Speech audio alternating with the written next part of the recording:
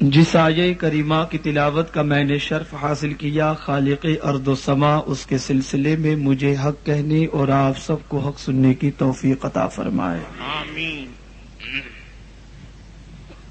میرے پیارے آقا صلی اللہ تعالی علیہ وسلم کے پیارے دیوانوں،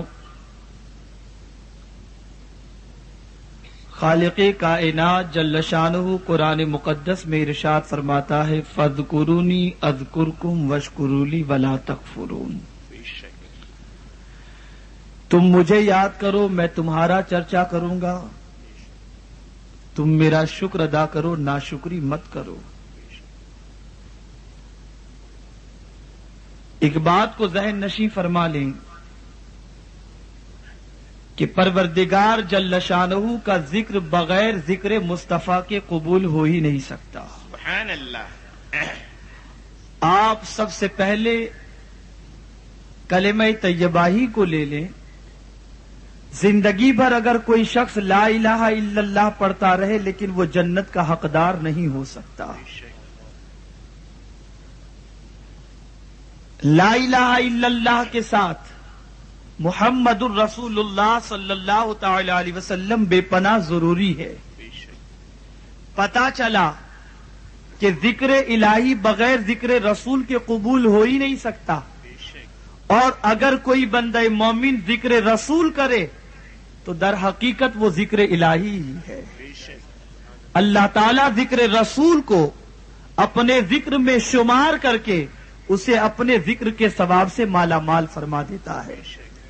میرے پیارے آقا علیہ الصلاۃ والتسلیم کے پیارے دیوانوں، تاجدار کائنات علیہ الصلاۃ والتسلیم کی محبت، حضور صلی اللہ تعالی علیہ وسلم کا ذکر، تاجدار کائنات علیہ الصلاۃ والتسلیم کی سیرت طیبہ اور آپ کے اسوہ حسنہ پر زندگی بھر تقریر کرنا، در حقیقت خداوند قدوس کی رحمتوں کو پکارنا ہے، خداوند قدوس کو راضی کرنا ہے، اس لیے کہ ہر محبوب یہ چاہتا ہے کہ اس کے محبوب کا تذکرہ ہوا کرے۔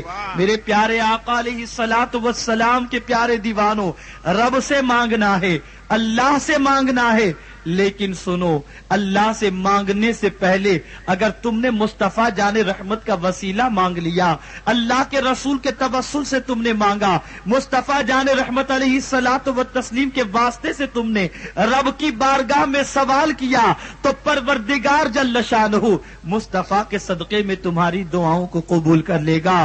آپ کو میں بتانا یہ چاہتا ہوں، عبادت خدا کی ہوگی، ذکر خدا کا ہوگا، لیکن بغیر ذکر مصطفیٰ کے کوئی عبادت قبول نہیں۔ میں پوچھنا چاہتا ہوں، یہ نماز یہ در حقیقت خدا کی بندگی ہے، یہ نماز خدا کی بارگاہ میں عبادت کا نذرانہ پیش کرنا ہے، یہ نماز خدا کی بارگاہ میں اپنے جسم کی قربانی پیش کرنا ہے، یہ نماز خدا کی بارگاہ میں وقت کی قربانی دینا ہے، یہ نماز در حقیقت انسان مال کی قربانی دے کر کے اللہ کی بارگاہ میں جبین نیاز کو جھکا رہا ہے۔ لیکن سنو، جب تک کہ حالت نماز کے اندر السلام علیکہ ایھا النبی نہ کہے گا، اس کی نماز مکمل نہیں ہو سکتی۔ میں پوچھنا چاہتا ہوں، خدا کی بارگاہ میں سوال کرو، اے میرے پروردگار، نماز تیری ہے لیکن تو طریقہ نماز تو ہمیں بتا۔ قرآن خاموش ہو جائے گا، قرآن طریقہ نماز نہیں بتاتا، قرآن کہتا ہے میرے نبی کی ہر ادا میری عبادت بن جائے گی۔ اگر تم چلتے ہو مصطفیٰ کے طریقے پر چلو گے، تمہارا چلنا عبادت ہے۔ میرے پروردگار نے مصطفیٰ جان رحمت کے اسوہ حسنہ کو عبادت سے تعبیر فرما دیا، در حقیقت اس کے پیچھے مقصد یہ تھا کہ محبوب کی اداؤں کے اندر مسلمان زندگی کی ساعتیں گزارتا رہے، تاکہ ہر مسلمان محبوب کا دیوانہ نظر آئے، محبوب کا نقال نظر آئے، محبوب کا عاشق نظر آئے۔ وہ چلے تو محبوب کی اداؤں میں چلے۔ اگر محبوب کا چلنا محبوب کی اداؤں کو عبادت قرار نہ دیا جاتا تو روح زمین پر مسلمان کو چلنے کا ڈھنگ نہ مل سکتا تھا، مسلمانوں کو بیٹھنے کا طریقہ نہیں مل سکتا تھا۔ اے اسلام کے مقدس شہزادوں، نماز خدا کی عبادت ہے، لیکن تم تمہارے طریقے سے نہیں پڑھ سکتے، تمہیں طریقہ اختیار کرنا ہوگا، تو مصطفیٰ کا طریقہ اختیار کرنا ہوگا، رحمت عالم کا طریقہ اختیار کرنا ہوگا۔ یاد رکھو، کوئی بھی ذکر بغیر ذکر رسول کے قبول ہو ہی نہیں سکتا ہے. نماز کو لے لو، روزے کو لے لو، حج کو لے لو، سارے اعمال اور ساری عبادتوں کا دار و مدار مصطفیٰ جان رحمت کی نقل کے اندر آپ کو ملے گا. عرض یہ کر رہا تھا تم اللہ کا ذکر کرو، اللہ تمہارا چرچا کرے گا. پھر فرمایا جا رہا ہے واشکروا لی، خداوند قدوس کا شکر ادا کرو. تم خدا کی کن کن چیزوں پر شکر ادا کرو گے؟ خدا کا شکر کن کن باتوں پر ادا کرو گے؟ سب سے بڑا خدا کا عطا کردہ انعام ہم مسلمانوں کو یہ ہے کہ بے شمار مخلوق اس نے پیدا فرمایا. جانور کو اس نے پیدا فرمایا، چرند و پرند کو اس نے پیدا فرمایا، نباتات کو اس نے پیدا فرمایا، شجر و حجر کو اس نے پیدا فرمایا، چاند و سورج کو اس نے پیدا فرمایا. ساری مخلوق اس کا سب کا خالق میرا رب ہے. لیکن اے اسلام کے مقدس شہزادوں، انسانوں کو بھی رب ہی نے پیدا فرمایا ہے، انسانوں کو بھی رب نے پیدا فرمایا. لیکن سنو، یہ اللہ کا بے پناہ احسان ہے کہ ان انسانوں میں سے رب قدیر نے ہمیں اپنا نام لیوا پیدا فرمایا، ہمیں مسلمان پیدا فرمایا. ارے کلمہ پڑھنے والے بھی بے شمار ہیں، خدا کے نام لیوا بھی بے شمار ہیں.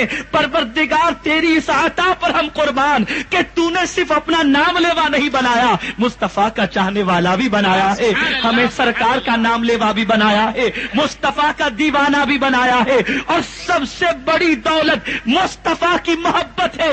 اس محبت پر اور اس عظیم دولت پر اگر انسان زندگی بھر سجدہ شکر کرے، خدا کی قسم پھر بھی اس نعمت کا شکر ادا نہیں کر سکتا ہے. اے اسلام کے مقدس شہزادوں، خدا کی کن کن نعمتوں کا تم شکر بجا لاؤ گے؟ یاد رکھو، میدان جنگ کے اندر صحابہ کرام کی کامیابی کا دار و مدار سجدے مسلم تھے، لیکن عشق رسول ان کی بنیادی طاقت تھی، محبت رسول ان کا بنیادی جوہر تھا، عشق رسول ان کا سب سے عظیم پاور تھا. آپ تاریخ کے اوراق کو الٹ کر دیکھیے، ہر محاذ پر صحابہ کرام رخ مصطفیٰ کو دیکھتے تھے، ان کی بھوک دور ہو جاتی تھی. صحابہ کرام چہرے رسول کو دیکھتے تھے، ان کے ہاتھوں کے اندر قوت و شجاعت پیدا ہو جاتی تھی. میں آپ کو بتانا یہ چاہتا ہوں کہ آج کے دور کے اندر مادہ پرست انسانوں نے مسلمانوں کے دلوں سے عظمت رسول اور عشق رسول کی طاقت کو چھیننے کا منصوبہ بنایا ہے. میں آپ کو بتاؤں، یہ تبلیغی جماعت والے ہوں یا دیگر باطل جماعتیں ہوں، ایک ایک جماعت کا جائزہ لیجئے. ہر جماعت کا مقصد یہ ہے مسلمانوں کو انٹرنل کھوکھلا بنا ڈالو.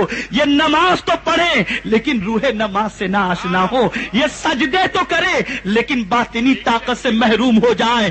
یاد رکھو، نماز روزے کے نام کے اوپر یہ چلت فرت جماعت تمہیں در حقیقت مردہ بنا دینا چاہتی ہے، تمہیں ناتوا بنا دینا چاہتی ہے. ایک سوال میں آپ سے پوچھتا ہوں، ان جماعتیوں سے پوچھو کہ تم نبی کے فضائل کیوں بیان نہیں کرتے، نبی کے معجزات کا تذکرہ تم کیوں نہیں کرتے؟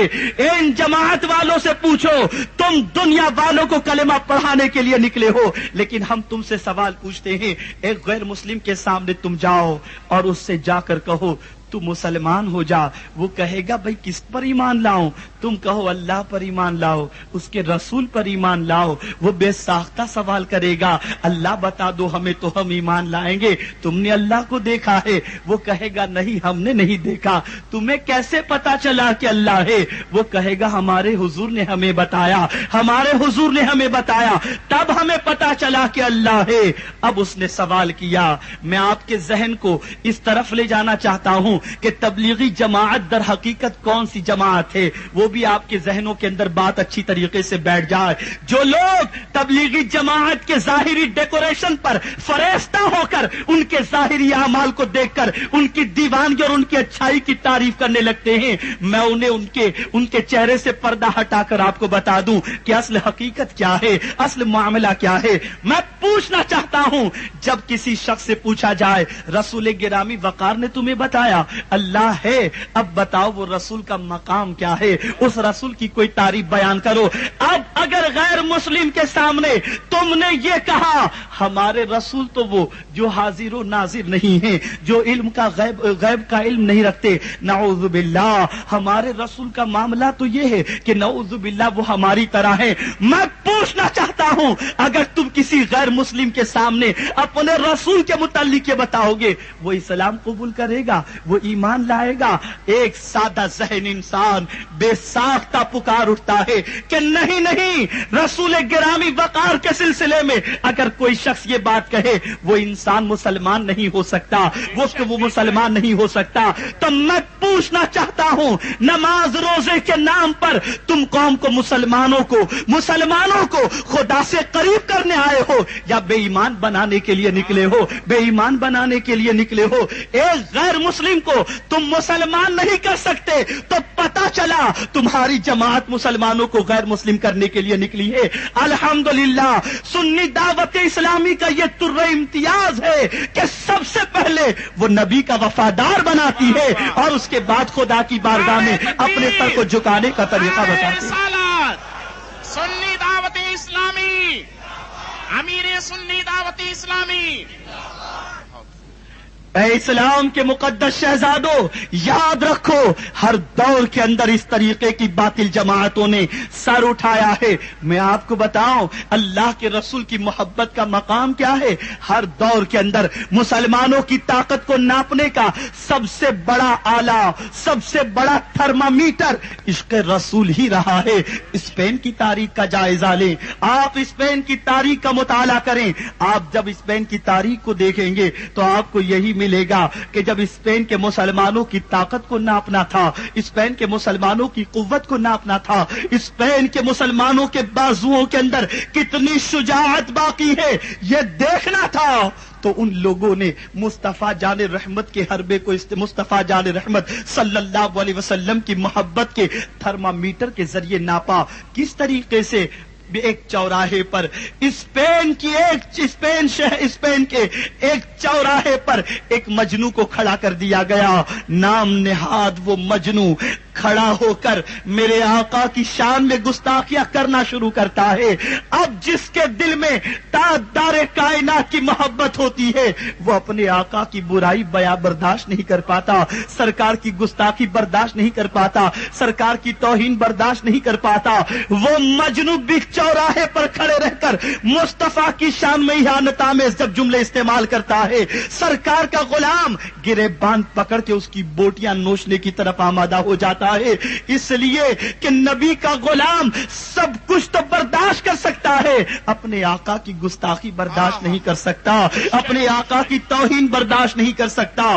تو سنو، جب نبی آخر الزماں کی شان میں جب گستاخان رسول نے، سرکار کے گستاخوں نے، اسپین کے دشمنوں نے جب گستاخی کرنا سرکار کے غلاموں کے سامنے شروع کیا، بے ساختہ سرکار کے دیوانے نہ گھر کی پرواہ کرتے ہیں، نہ اہل و عیال کی پرواہ کرتے ہیں، نہ مال و زر کی پرواہ کرتے ہیں، نہ سوشل بائیکاٹ ہونے کی پرواہ کرتے ہیں، نہ دولت کی پرواہ کرتے ہیں، کسی چیز کی پرواہ کیے بغیر اپنا سب کچھ، اپنی متاع زندگی کو رسول گرامی وقار کے نام پر قربان کرنے کے لیے اس مجنو کے گریبان کو پکڑ لیتے ہیں، جاسوس نظر رکھتے ہیں، یہ عاشق رسول ہے، یقیناً اس میں باطنی طاقت ہوگی۔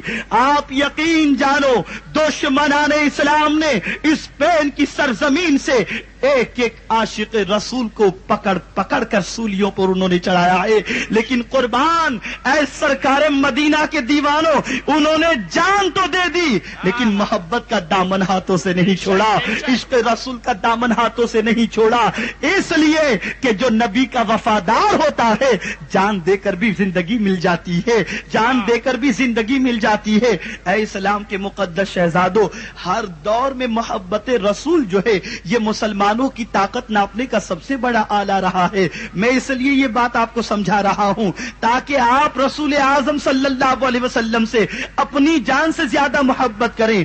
دیکھیے نا حضرت عمر فاروق رضی اللہ تعالیٰ عنہ جب سرکار سے عرض کرتے ہیں میری جان چھوڑ کر ساری چیزوں سے زیادہ آپ سے محبت کرتا ہوں، میرے آقا کہہ دیتے تم مومن ہو، فرماتے نہیں نہیں، جب تک کہ اپنی جان سے زیادہ مجھ سے محبت نہیں کرو گے اس وقت تک کامل مومن نہیں ہو سکتے۔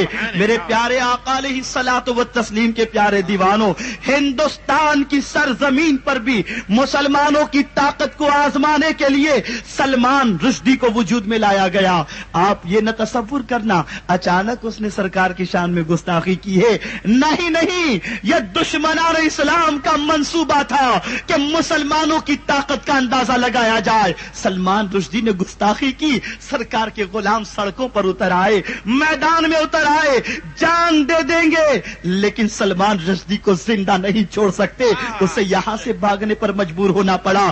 تسلیمہ نسرین بنگلہ دیش کی سرزمین کے اوپر آقا کی گستاخی اس لیے کر رہی ہے کہ اس کو جو ہے آلہ کار بنا کر وہاں کے مسلمانوں کی طاقت کا اندازہ لگایا جا رہا ہے کہ مسلمانوں میں کتنی طاقت ہے۔ میں پوچھنا چاہتا ہوں، بوسنیا میں شہید ہونے والے مسلمانوں کے لیے امریکہ کے پاس کوئی چیز نہیں ہے، بوسنیا میں شہید ہونے والے مسلمانوں کے لیے امریکہ کے پاس کوئی مدد نہیں ہے، کوئی پناہ گاہ نہیں ہے۔ آج چیچنیا میں مسلمانوں کے پاس، مسلمان جو شہید ہو رہے ہیں اس کے لیے برطانیہ کے پاس کوئی چیز نہیں، لیکن ایک سلمان رشدی جب نبی کی گستاخی کرتا ہے تو اپنے گھر کا داماد بنا کر آج کروڑوں ڈالر اس کے پیچھے اس کے تحفظ کے لیے خرچ کیے جا رہے ہیں۔ یہ نہ سمجھنا کہ اس کو اس سے وفاداری ہے، نہیں نہیں، بلکہ یہ اس کا آلہ کار بنا ہوا ہے، نبی کا گستاخ ہے، اس لیے اسے پناہ مل رہی ہے۔ سلمان رشدی کو بہو بنا کر کوئی سویڈن بلا رہا ہے، کوئی اسپین بلا رہا ہے۔ یاد رکھو، گستاخوں کو ہر دور میں خریدا گیا، اور آج کے دور کی تبلیغی جماعت کو بھی نجدیوں نے خرید لیا ہے، اور سنی ایک بار بک چکا ہے، کوئی اسے خرید نہیں سکتا، کوئی خرید نہیں سکتا۔ نعرہ رسالت، سنی دعوت اسلامی، بہت خوب، بہت خوب، بہت خوب۔ یاد رکھو،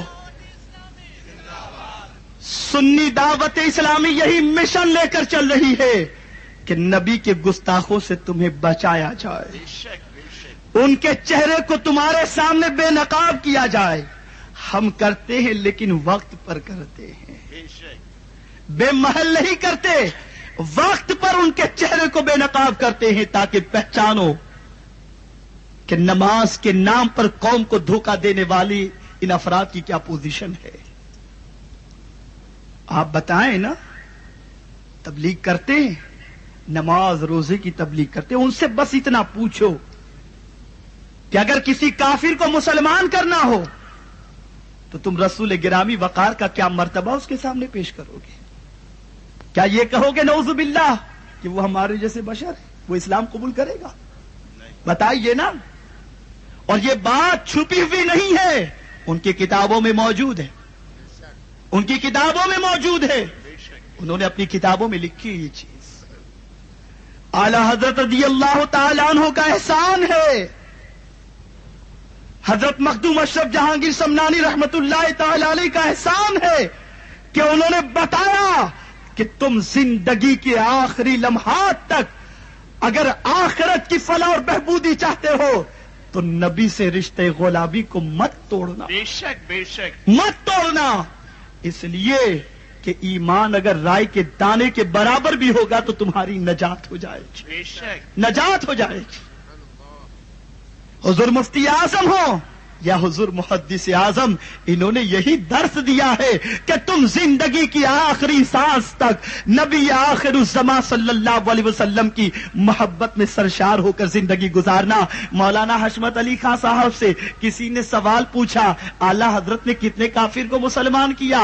بے ساختہ حضرت شیر بشیل سنت حضور حشمت علی خان صاحب رحمت اللہ تعالی علیہ نے جواب دیا، ارے نادان، تو یہ سوال پوچھتا ہے اعلی حضرت نے کتنے کافر کو مسلمان کیا؟ سن، میرے اعلی حضرت نے کروڑوں مسلمانوں کو کافر ہونے سے بچا لیا ہے، کروڑوں مسلمانوں کو کافر ہونے سے بچا لیا۔ نعرہ رسالت، مسلک اعلی حضرت، واہ۔ سنی دعوت اسلامی کی تحریک کو وجود میں آنے کا سبب یہی ہے کہ تم کو نماز چاہیے تھی نا، تم نماز کے نام پر ادھر جاتے تھے، تم روزے کے نام پر ادھر جاتے تھے، عمل کے نام پر ادھر جاتے تھے، تقوی کے نام پر ادھر جاتے تھے، تم ظاہری ڈیکوریشن کے نام پر ادھر جاتے تھے، وہ تمہیں بہکاتے تھے، ان کے پاس عشق رسول کی دولت نہیں تھی، نماز کے نام پر تمہیں مدینے سے دور کر رہے تھے۔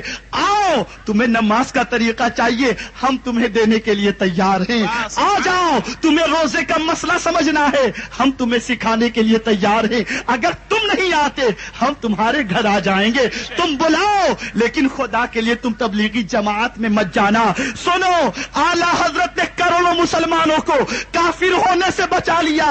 उसी तरीके को हम इख्तियार करते हुए सुन्नी दावत इस्लामी भी सैकड़ों नहीं हजारों मुसलमानों को तबलीगी जमात से रोकना चाहती है कि तुम उधर से रुक जाओ, उधर से रुक कर इधर से वाबस्ता हो जाओगे, मदीने तक पहुंच जाओगे, गुंबद खदरा तक पहुंच जाओगे, गरीब नवाज के दर तक पहुंच जाओगे, मुहद्दिस आजम के दर तक पहुंच जाओगे, मुफ्ती आजम के दर तक पहुंच जाओगे। दर हकीकत ये सारे हमारे बुजुर्गान दीन जाकर के मदीने तक ही मिलते हैं, वही के सब लेवा हैं और वहां से लेकर हमको अता करते हैं। ऐ इस्लाम के मुकद्दस शहजादों, मैं आपको बताऊं, दुनिया के अंदर इंसान ताकतवर शय के पीछे पीछे भागता है।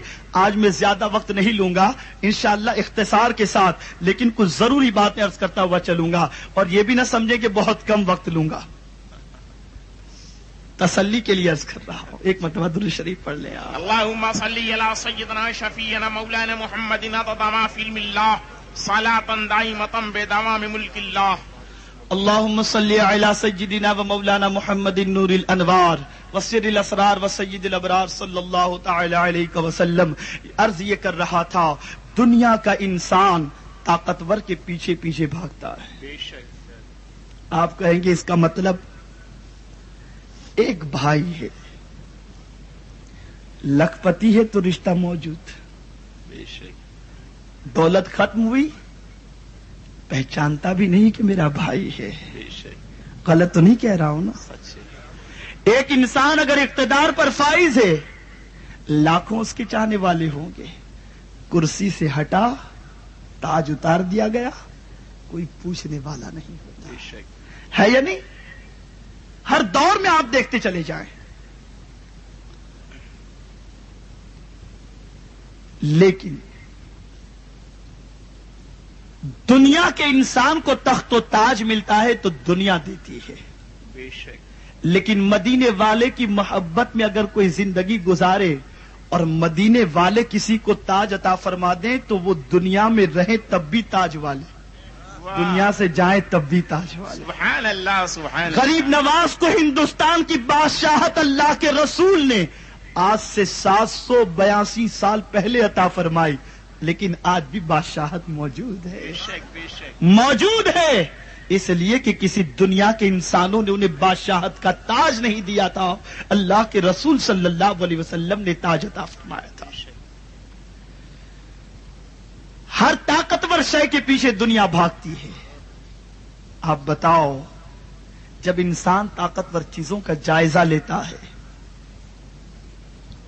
बेशुमार बातिल इंसान, बातिल मजहब के मानने वाले, कभी किसी को आपने सूरज की पूजा करते देखा होगा, कभी आपने पानी की परस्तिश, कभी आग की परस्तिश, इस तरीके से बेशुमार लोगों को आपने परस्तिश करते हुए देखा होगा। अब मैं आपको बताऊं,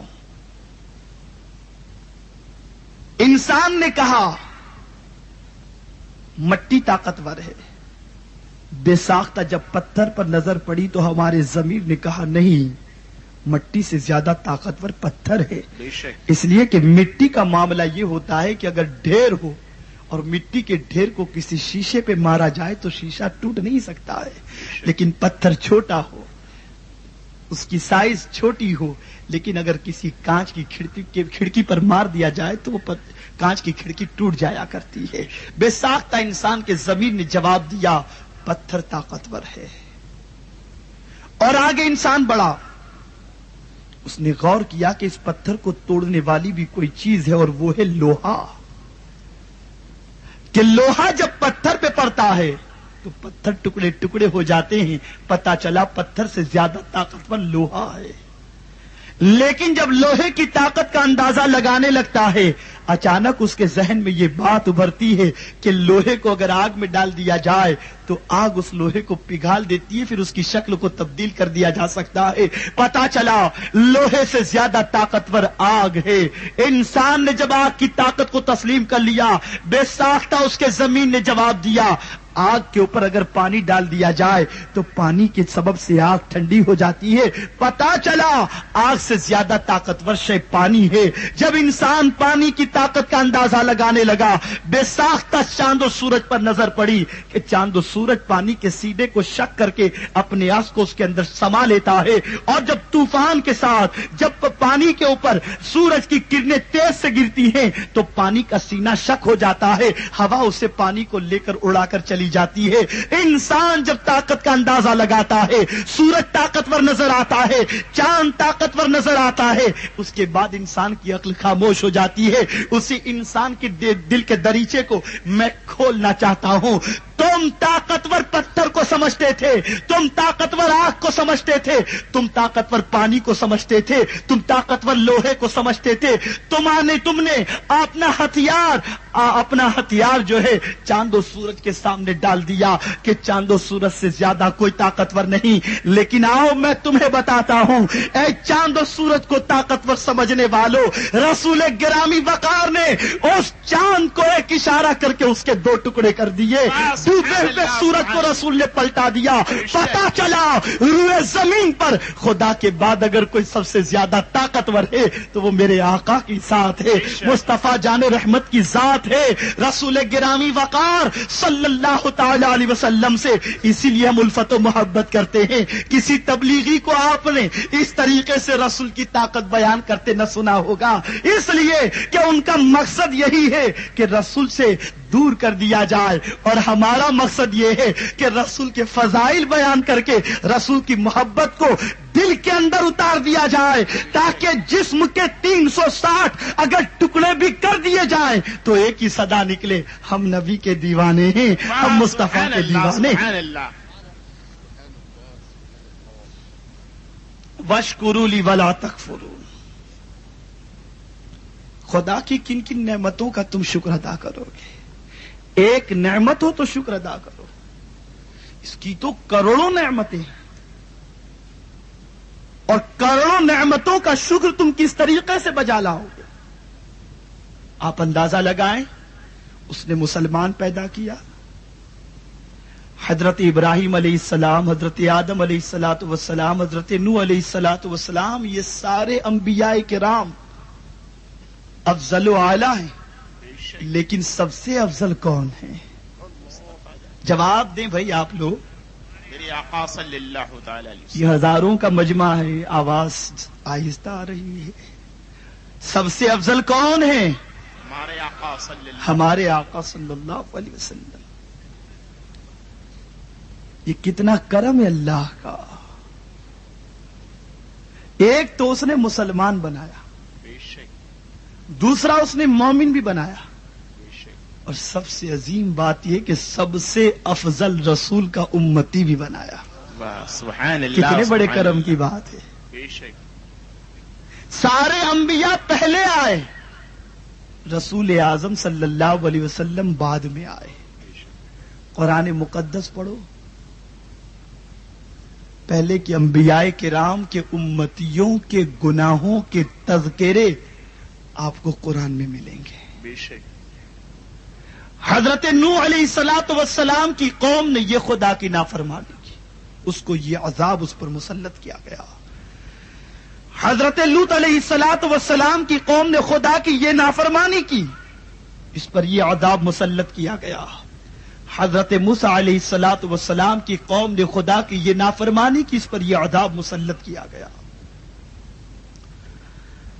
حضرت عیسیٰ علیہ الصلوۃ والسلام کی قوم نے اس طریقے سے نافرمانی کی، اس پر یہ عذاب مسلط کیا گیا۔ بے شک، لیکن بتاؤ، امت مصطفیٰ کے گناہوں کا تذکرہ بھی کہیں ملتا ہے؟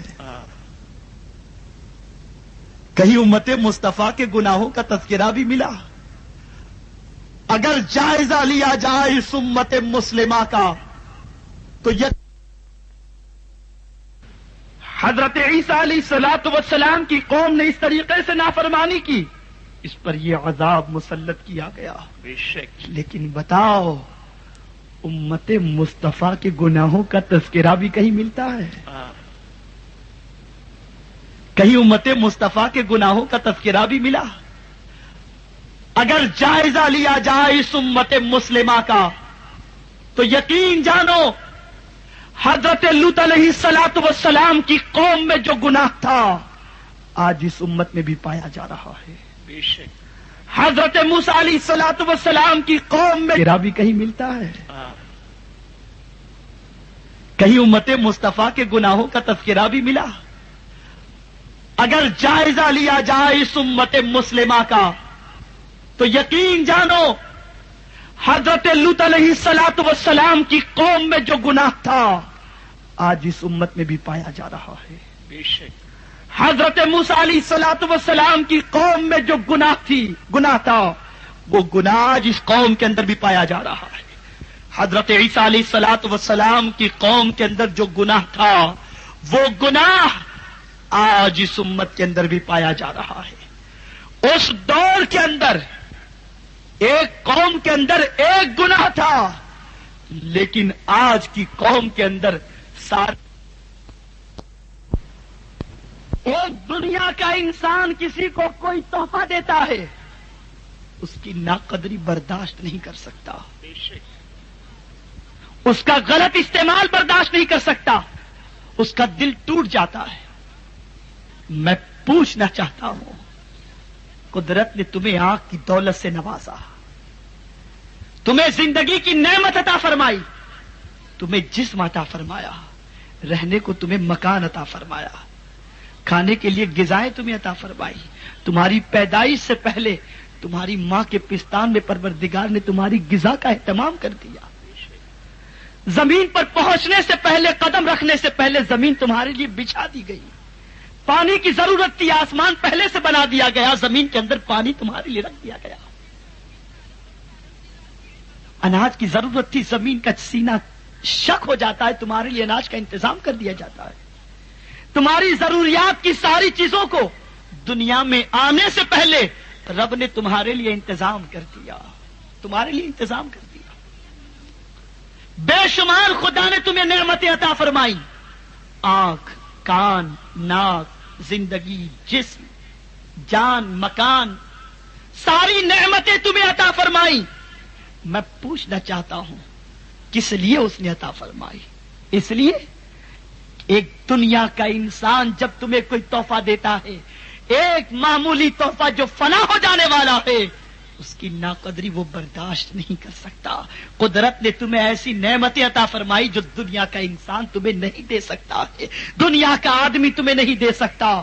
تم اس نعمت کی کیا قدر کرتے ہو؟ کبھی آنکھوں کا استعمال پکچر دیکھنے کے لیے، کبھی آنکھوں کا استعمال غیر محرم کو دیکھنے کے لیے، کبھی آنکھوں کا استعمال کسی کے عیب دیکھنے کے لیے، کبھی آنکھوں کا استعمال پتہ نہیں کتنے برے گناہوں کے لیے تم استعمال کرتے ہو۔ میں پوچھنا چاہتا ہوں، خداوند قدوس اپنی نعمت کی ناقدری دیکھ رہا ہے کہ میں نے اس لیے آنکھ عطا فرمائی تھی تاکہ یہ قرآن دیکھے، تاکہ یہ علماء بعمل کے چہرے کی زیارت کرے، لیکن اس انسان نے میری نعمت کی ناقدری کی کہ اللہ تعالیٰ نے ہاتھ عطا فرمایا، قرآن اٹھانے کے لیے عطا فرمایا، زندگی عطا فرمائی اس کی یاد میں گزارنے کے لیے۔ رب دیکھ رہا ہے کہ میرا بندہ میری نعمت کی ناقدری کر رہا ہے، لیکن اس کے باوجود رب ڈھیل دے رہا ہے۔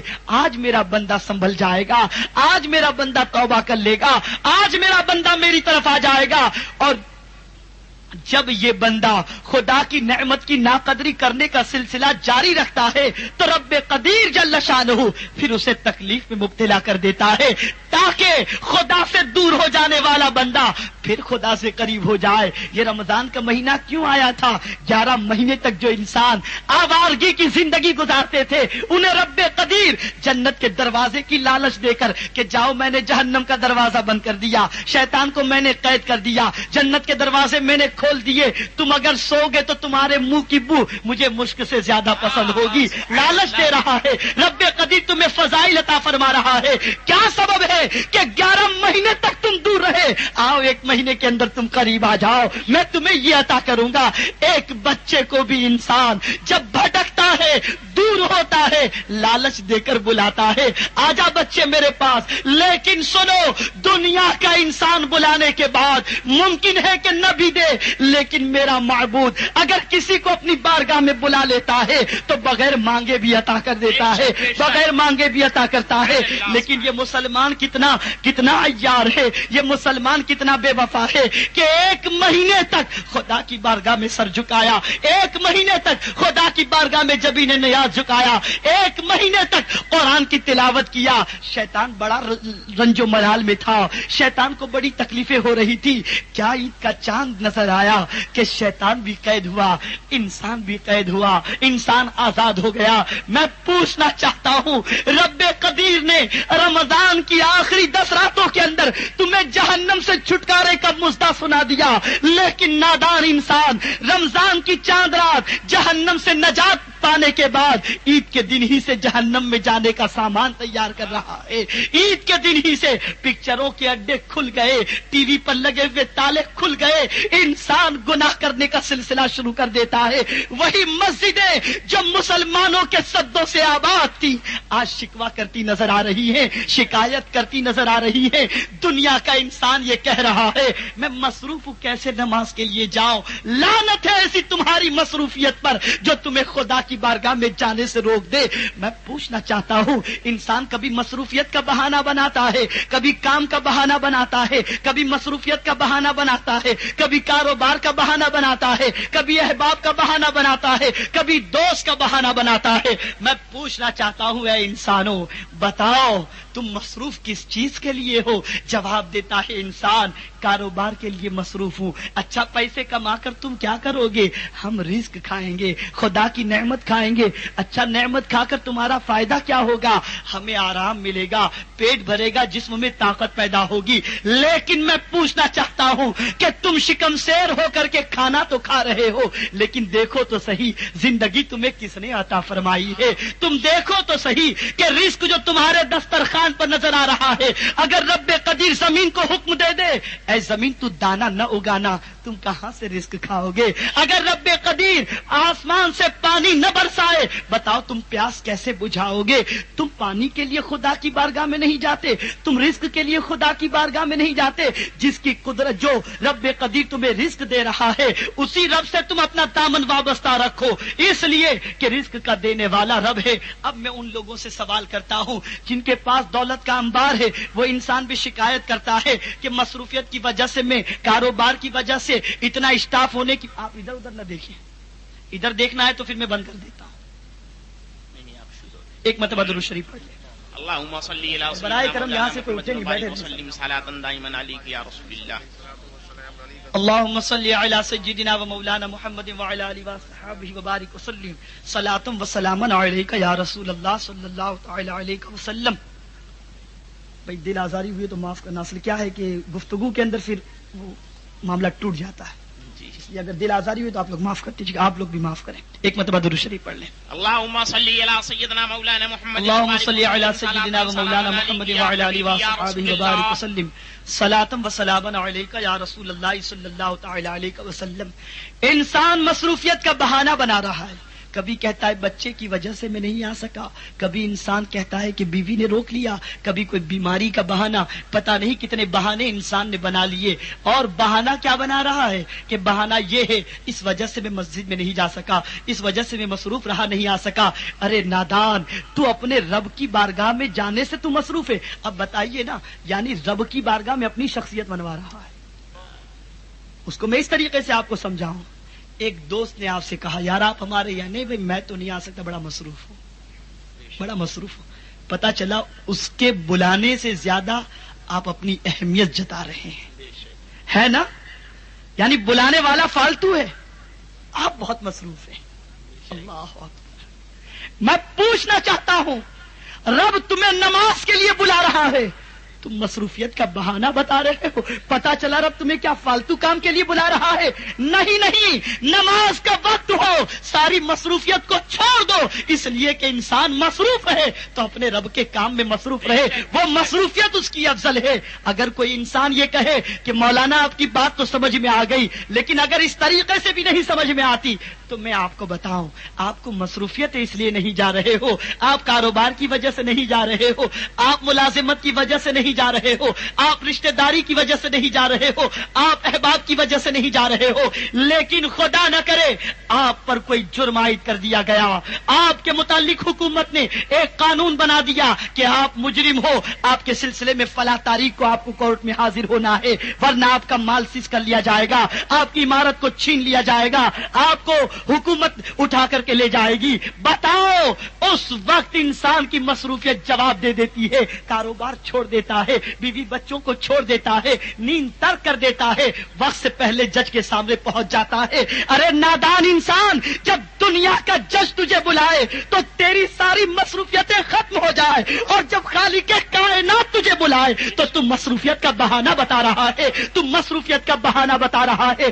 کیا جواب دے گا کل بروز قیامت اس رب قدیر کو جب رب نے تجھ سے پوچھ لیا کہ بتا میں نے تو ساری چیزیں تیرے لیے پیدا کی تھی, تو نے میرے لیے کیا کام کیا ہے, کون سی چیز تو میری بارگاہ میں لے کر آیا؟ انسان جواب نہیں دے سکے گا. اس وقت تمہاری نمازیں نہ ہوں گی, خدا کی بارگاہ میں کیا منہ دکھاؤ گے, کیا لے کر کے جاؤ گے؟ ساری مصروفیتوں کو اٹھا کر بالائے طاق رکھ دو, بس اپنی مصروفیت کو عشق رسول کی آگ میں جلتے ہوئے سجدے تڑپتے ہوئے کرو, تاکہ تمہارا ایک سجدہ تمہاری نجات کا ذریعہ بن جائے. محبت رسول میں ڈوب کر اگر کوئی سجدہ کرتا ہے تو وہ سجدہ بھی قبول ہوتا ہے. حبیب کی ادا سمجھ کر اگر کوئی سجدہ کرتا ہے تو وہ سجدہ قبول ہوتا ہے, اور اگر حبیب کی محبت کو چھوڑ کر زندگی بھر سجدے کرتا رہے اس کا کوئی سجدہ بھی قبول نہیں. بے شک, بے شک.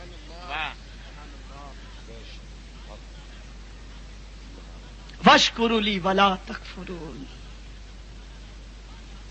مکان چھین لیا جائے کیا کرو گے؟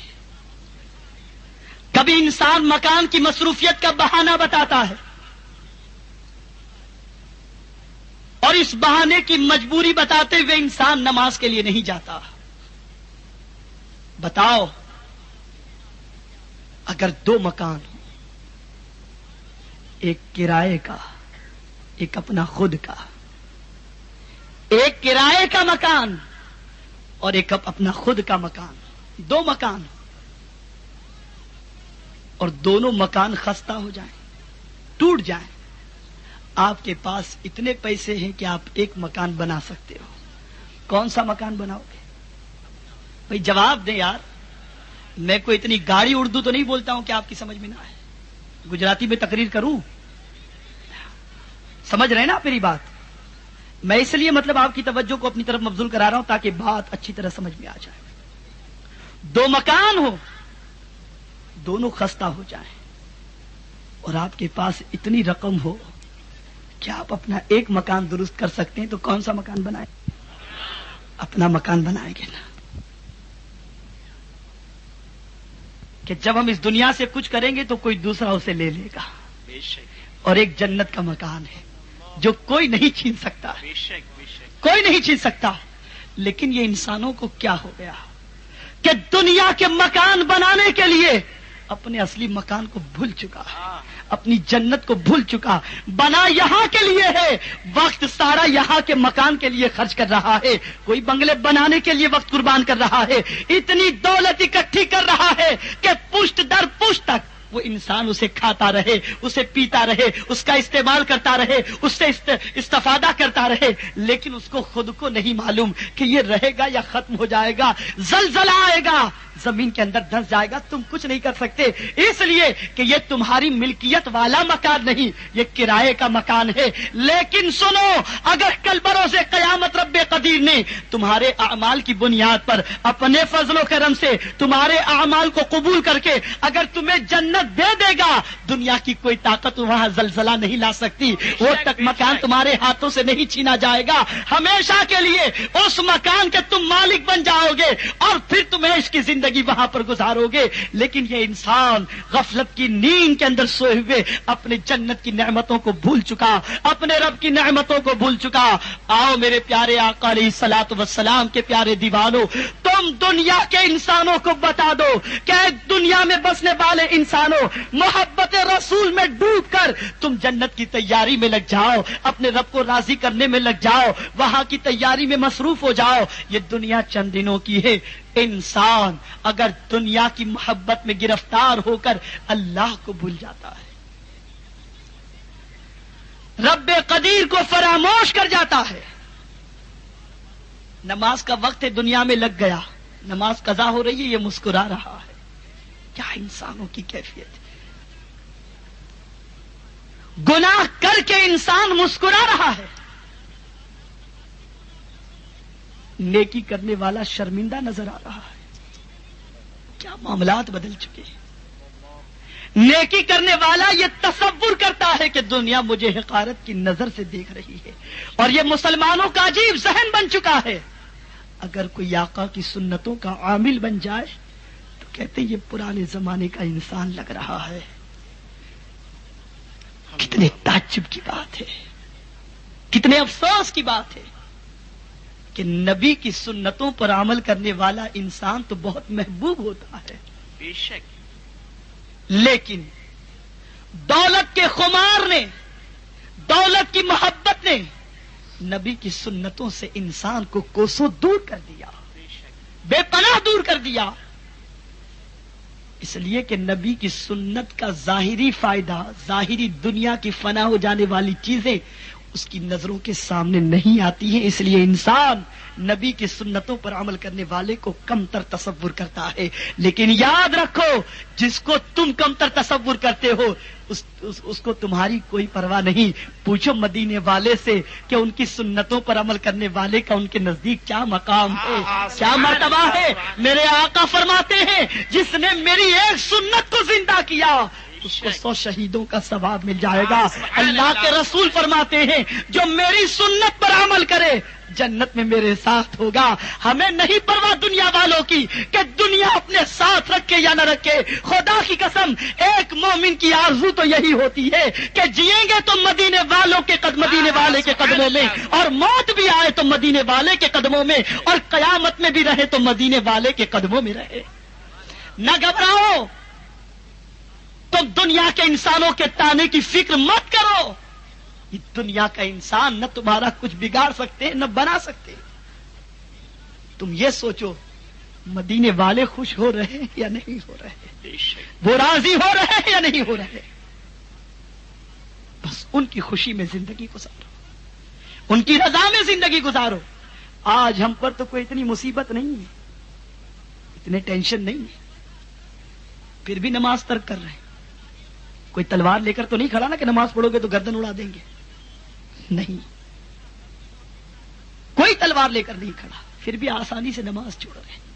آپ کو بتاؤ اسپین سے مسلمانوں کو نکالنے کے لیے کتنے خطرناک منصوبے بنے ہیں۔ سب سے پہلے تو محبت رسول صلی اللہ علیہ وسلم کی گراں قدر دولت مسلمانوں کے سینے سے نکالی گئی، اور جب انسان خدا کی نعمت کی ناقدری کرتا ہے اور ایمان کی دولت جب اس کے سینے سے نکل جاتی ہے تو وہ انسان، وہ مرد نہیں رہتا ہے۔ یاد رکھیں صحابہ کرام کی زندگی پاک اگر آپ جائزہ لیں گے تو آپ کو یہ بات روز روشن کی طرح عیاں ملے گی کہ صحابہ کرام رضوان اللہ تعالی علیہ مجمعین سرکار مدینہ علیہ الصلوۃ والتسلیم کے نام پر جان قربان کرتے تھے۔ اسی لیے تو اعلی حضرت رضی اللہ تعالی عنہ نے فرمایا حسن یوسف پہ کٹی مصر میں انگشت زنا، سر کٹاتے ہیں تیرے نام پر مردان عرب۔ میرے آقا آپ کی شان تو یہ ہے کہ آپ کے نام پر عرب کے طاقت پر مرد اپنی جان قربان کر دیتے ہیں، جان قربان کرتے ہیں۔ اب یہ مسلمان کتنا ناکارہ بنتا جا رہا ہے، فساد مسلمانوں کو نہ بدل سکا۔ ताउन न बदल सका, जलजला न बदल सका, रमजान का मुबारक महीना न बदल सका। कब बदलोगे आप? ये तो बताओ, कब गुनाह छोड़ोगे? क्या मौत का आपको यकीन है कि कब आएगी? कभी भी आ सकती है ना। क्या पसंद करते हो कि नाफरमानी में मौत वाक़ हो जाए? अगर नहीं तो आज से गुनाहों से तौबा करो, सरकार मदीना की वफादारी में जिंदगी गुजारो, इश्क रसूल में जियो, तड़पो इश्क रसूल के अंदर, और इंसानों को भी मदीने वाले की मोहब्बत में तड़पाओ। छोड़ दो सारे इख्तिलाफात को। मोहब्बत रसूल हमारे रिश्ते की सबसे बड़ी बुनियाद है। हम एक मुसलमान को उस वक्त सीने से लगाते हैं जब उसका दिल नबी की मोहब्बत में तड़पता हो। वो हमारा भाई है। हमारे रिश्तों की बुनियाद न दौलत पर है, हमारे रिश्तों की बुनियाद न मालो ज़र पर है, न तख्तो ताज पर है। रिश्तों की बुनियाद नबी आखिरुज़्ज़मा पर है। जब तुम भी नबी के चाहने वाले हो, हम भी नबी के चाहने वाले हैं, आओ मिलकर दुश्मनों का मुकाबला करते हैं। आओ ईमान बातिल में जलजला पैदा करते हैं और दुश्मनों को बता दें कि तुम दुनिया की सरजमीन से, तुम इस खित्ते से, इस मुल्क से नबी की वफादारी मिटाना चाहते हो। लेकिन सुनो, जब तक सुन्नियों के जिस्म के अंदर आखिरी सांस मौजूद है, जान देकर भी नबी की वफादारी का पैगाम दुनिया वालों तक पहुंचाएगा। अमीर सुन्नी दावत इस्लामी।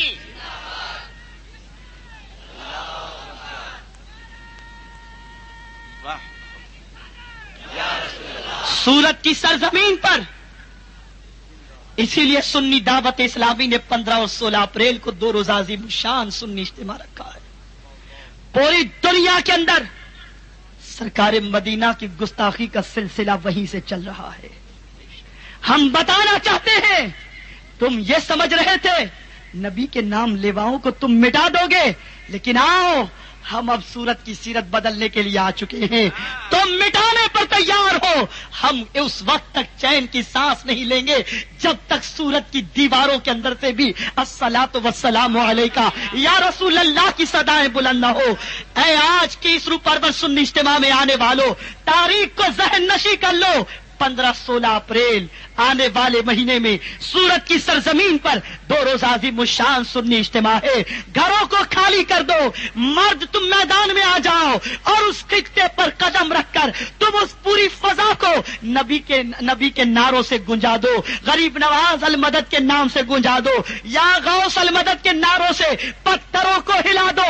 बातिल के सीने शक हो जाए। अभी तक पोटले लेकर निकलते थे, बिस्तर लेकर निकलते थे, सुन्नी देख करके जलता था, सुन्नी के सीने पे तकलीफ होती थी। आओ अब या रसूल अल्लाह की सदाएं लगाकर उनको तकलीफ दो, उनको बताओ तुम मिटाने चले थे, हम आबाद करने चले हैं। हम तुम्हें बता रहे हैं, तुमको नहीं मालूम कि नबी का गुलाम आखिरी दम तक अपने नबी से वफादारी का रिश्ता नहीं तोड़ सकता है। ऐ इस्लाम के मुकद्दस शहजादों, 15-16 अप्रैल को तुम्हें सूरत की सरजमीन पर आना है। आओगे या नहीं? आओ, उमड़ते हुए सैलाब की तरह आओ। सूरत की सरजमीन तंगदामनी की शिकायत करे और कभी ये लाखों के इज्तिमा का डिक्लेरेशन करते हैं।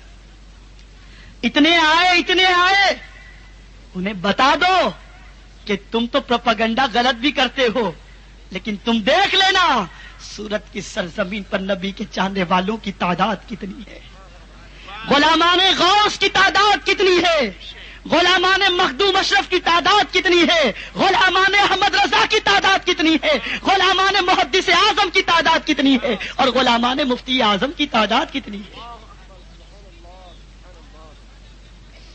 आज के दौर की औरतें भी मसरूफियत का बहाना बताकर नमाजों को तर्क करती हैं, नाच गानों की आदतों के अंदर मसरूफ होकर खुदा और उसके रसूल को नाराज करने पर आमादा हैं। सुनो, कल बरोज़े कयामत तुम्हारे नाच गाने तुम्हें काम नहीं आएंगे, तुम्हारी मसरूफियतें तुम्हें काम नहीं आएंगी। हजरत दाता गंज बख्श रहमतुल्लाह ताला अलैह हर फर्ज नमाज के बाद दस्त बद्दुआ होते थे, ए अल्लाह मेरी माँ की कब्र पर रहमतों को नाजिल फरमा, मेरी माँ की कब्र पर बरकतों को नाजिल फरमा। लोगों ने अर्ज किया, या दाता गंज बख्श, आप अपनी माँ के हक में इतनी दुआ क्यों करते हो? इरशाद फरमाते हैं, सुनो, ये मेरी माँ कभी बेवुजू मुझे दूध नहीं पिलाई थी, तहज्जुद के वक्त उठती थी और तहज्जुद की नमाज के बाद मुझे दूध पिलाती थी। ये उसी का नतीजा है कि आज कुदरत ने गंज बख्श मुझे बना दिया है, दाता गंज बख्श बना दिया है। ऐ इस्लाम की मुकद्दस शहजादियों, जरा तारीख के और आंख को उलट कर तुम देखो कि माएं जब कुरान की आमिला होती हैं, माएं जब पिक्चर और नाच गानों से नफरत करती हैं, औरतें जब खुदा और उसके रसूल के फरमान की आमिला बन जाती हैं, तो उनकी शिकम से वजूद में आने वाला बच्चा, उनके शिकम से पैदा होने वाला बच्चा परचम इस्लाम को बुलंद करता है, एक मर्द बनकर निकलता है, हजारों को गुंबद खदरा से करीब कर देता है। याद रखो, अगर तुम नाच गानों के आदी रहे, अगर तुम नाच गानों की शौकीन रही, तो तुम्हारी औलाद कभी मदीने से करीब नहीं कर सकती। वो तो किसी को करीब करेंगे तो किसी को पिक्चर से करीब करेंगे, हीरो से करीब करेंगे। अब जिम्मेदारी तुम्हारी है कि तुम अपने बच्चे को कैसा बनाओ। तुम संवर जाओगे, घर संवर जाएगा, तुम बदल जाओगे, तुम्हारा घर बदल जाएगा, तुम्हारा मुआशरा बदल जाएगा, तुम्हारा माहौल बदल जाएगा, तुम्हारा मोहल्ला बदल जाएगा। एक औरत संवरती है तो मुआशरे को संवार देती है, एक औरत बिगड़ती है तो मुआशरे को बिगाड़ देती है। ऐ इस्लाम की मुकद्दस शहजादियों, बड़ी कुर्बानियां दी है इस्लाम के लिए ख्वातीन ने। अल्लाह के रसूल के फरमान पर ख्वातीन अपना सब कुछ कुर्बान कर देती थी। मेरे आका सल्लल्लाहु अलैहि वसल्लम ने एक मरतबा इरशाद फरमाया, ख्वातीन को हुक्म है कि बीच रास्ते से न गुजरें, किनारे चला करें। रावी बयान फरमाते हैं, मेरे आका सल्लल्लाहु अलैहि वसल्लम ने, ये मफहूम अर्ज कर रहा हूँ, अल्लाह के रसूल सल्लल्लाहु अलैहि वसल्लम का जब ये इरशाद ख्वातीन तक पहुंचाया गया, रावी बयान करते हैं कि फिर कभी किसी जरूरत के पेश नजर कोई खातून मदीने की गली में निकलती थी तो वो इस तरीके से दीवार से सिमट कर निकलती थी कि उसका दामन दीवारों से उलझ जाया करता था। इसलिए कि किनारे से चलने का हुक्म दुनिया का इंसान नहीं दे रहा, मदनी आका दे रहे हैं, ताजदारे कायनात दे रहे हैं। मैं पूछना चाहता हूँ, ऐ औरतों तुम्हें क्या हो गया? रसूल गिरामी वक़ार सल्लल्लाहु अलैहि वसल्लम तो पाजेब और घुंघरू से बचने का हुक्म फरमाते हैं। हजरत आयशा सिद्दीका रज़ी अल्लाह तआला अन्हा फरमाती हैं कि एक मर्तबा मेरे घर के करीब से एक ऊंट गुजर रहा था, ऊंट के गले में घंटी थी और वो जब मेरे घर के करीब से गुजरा तो उसके चलने से घंटी की आवाज आने लगी। हजरत आयशा सिद्दीका रज़ियल्लाहु तआला अन्हा फौरन खादिम को रवाना करते हैं और फरमाती हैं कि जाओ उनसे कह दो अपने ऊंट के गले से घंटी को निकाल दें या तेजी से निकाल दें, इसलिए कि ये आवाज रसूल को नापसंद थी, ये आवाज रसूल को नापसंद थी। कब म्यूजिक की आवाज रसूल को पसंद हो सकती है? नहीं, जब एक घंटी की आवाज रसूल बर्दाश्त नहीं कर सकते, उनको अज़ियत पहुंचा सकती है, तो यकीनन नाच गानों की आवाज भी रसूल को तकलीफ देगी, यकीनन गानों की आवाजें भी रसूल के दिल को दुखा देंगी। अगर तुम्हारे वक्ती खुशी की खातिर रसूल का दिल टूट जाता है, ऐसी खुशी क्या काम की, ऐसी खुशी क्या काम की? छोड़ दो गाने गुनगुनाना, छोड़ दो पिक्चर देखना। अरे तुम तो मदीने वाले की दीवानियां हो, सरकारे मदीना की कनीजाएं हो। तुम्हारा मकाम तो मेरे आका ने बड़ा बुलंद फरमाया है, बड़ा ऊंचा मर्तबा है। एक इंसान, एक मर्द जिंदगी भर इबादत करे, गारंटी नहीं कि उसके कदमों पे जन्नत है, लेकिन एक मुस्लिम औरत अगर माँ बन जाती है, मेरे आका जन्नत सिमट कर उसके कदमों में रख देते हैं। फरमाते हैं माँ के कदमों के नीचे जन्नत है। और तो तुम्हें क्या हो गया? रसूल ने जन्नत तुम्हारे कदमों की ठोकर में रख दी, तुम जहन्नम में जाने की तैयारियां कर रहे हो। तुम खुदा की नाफरमानी करके तुम जहन्नम में जाने के असबाब बना रहे हो। खुदारा तुम बाज आ जाओ, अपने मकाम को समझो, अपने मर्तबे को समझो, अपनी अजमत को समझो।